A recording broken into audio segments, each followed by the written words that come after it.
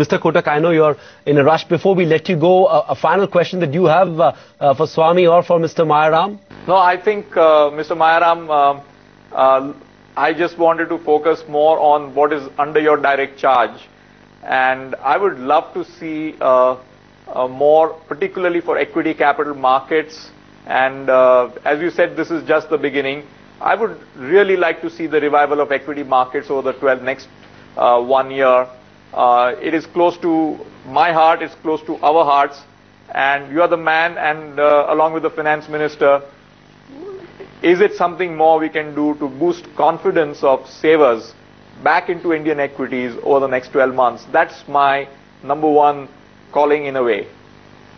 What is it that you'd like to get done, Mr. Kotak? Stuff that didn't get happened. Specifically, what would you like the government to focus on as far as revival of equity markets is concerned? I think maybe a little more aggression on the Rajiv Gandhi equity scheme, whether down the year, through the year, anything more can be done. That would be useful in terms of getting the saver come back and put his money to work. The second, again a small point, is you've made KYC much easier with reference to the bank KYC valid for insurance companies. Could we extend the same for mutual funds as well, so that KYC done by a bank is valid for mutual funds as well? Mr. Kotak, just stay there for one final time, because I'm going to ask Arvind Mayaram how much of this is really on his radar and how much of this does he plan to deliver. You've done enough for capital markets, but a whole host of experts, and I know Swami has a very contrary view to this, the fascination for gold that Indians have. Many people believe while you've tried to dampen the fascination, you may have not done enough. Okay. All right. Now let me start with the first part, which Uday had raised. I think that's very critical and important. If you look at para 95 of the finance minister's speech today, there's this entire section on capital markets. And the interesting thing there is that these announcements have come after finance minister had very extensive interaction with the stakeholders in the markets, both in India and abroad, in his road shows. And the kind of reactions that we had seen during these road shows, or his interaction with the other stakeholders in Mumbai and other places, they are all, most of them find reflection in the kind of reforms that he has enumerated in his speech. So the important question here is whether the government is responsive to the markets and to the requirements of the market, and the answer to that is yes.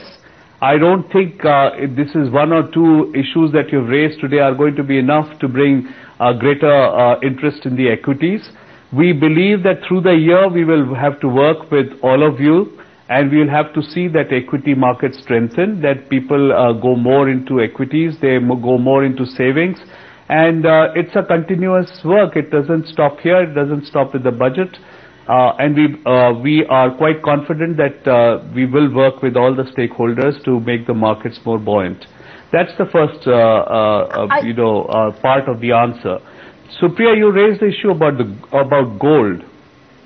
You must remember that the interest in gold can only go down if there is a greater confidence in the government's steps that are being taken to contain inflation, because basically gold is what is inflation proof as far as people are concerned in terms of their investment choices.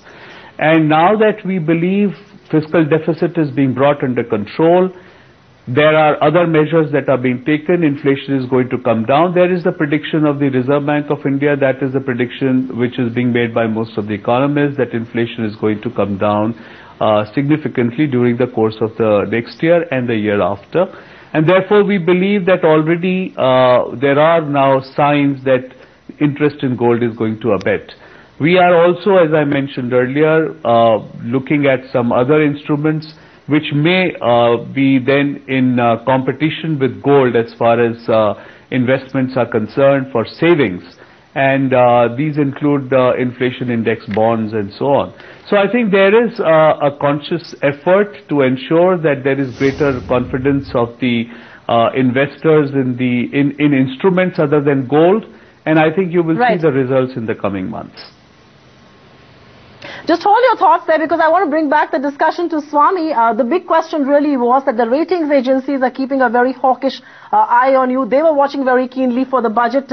Swami, do you believe the ratings agencies' fears have been addressed? Because S&P today has said that nothing really changes as far as the union budget is concerned. Well, the rating agencies have focused above all on the issue of the fiscal deficit. Out there, the finance minister has delivered, provided you believe that his projections are realistic. I think one has to add this. Yes, I have some skepticism as to whether the revenue buoyancy is going to be as much as he has projected. On the other hand, I'm also skeptical. I'm very skeptical whether planned spending will actually go by 29%. We had Monte Carlo earlier who pointed out that, ministries are by their nature not easily geared to massive acceleration of spending. By the time they get their forms and their procedures in place, half the year is almost over. Therefore, I would say I wouldn't be surprised if there's some shortfall in revenue. I would also not be surprised if there's a significant shortfall in the planned spending. On balance, I think it would be possible to stick to the fiscal targets. So from that point of view, I think the rating agencies should be satisfied. One question which nobody has actually brought up at this point actually is that, this is an election year. What does this do to the UPA's election prospects? I mean, I would have thought that this is a question to be put forward. Swami, we have a political debate. We have a political debate lined up. We have a political debate lined up as well. But before we thank Mr. Arvind Mayaram, I want a quick word in on how he sees FII flows going forward. Mr. Mayaram, the rally that we've seen in equity markets through the course of 2012 and early part of 2013 has largely been FII driven. There is some amount of nervousness right now in the market, especially within the FII community with regards to the tax treaty provisions. Are you hopeful and confident that FII flows will continue to be robust, because that's critical for our equity markets and even for our current account deficit?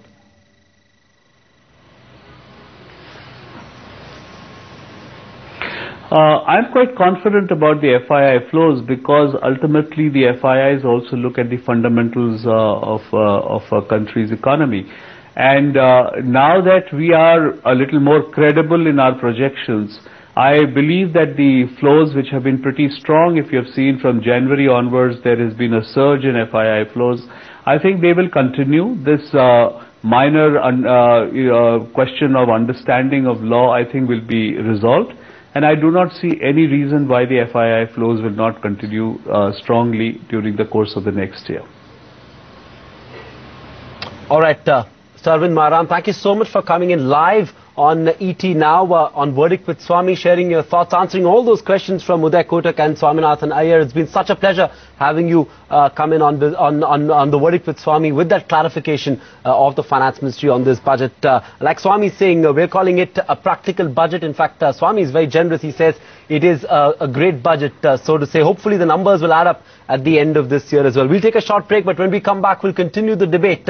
Special guests joining in, N.R. Narayan Murthy, Montek Singh Ahluwalia. We've got YC Deveshwar as well, Chairman of ITC, and Swami, of course, stays in for the debate. Keep it with ET Now. Back in a moment.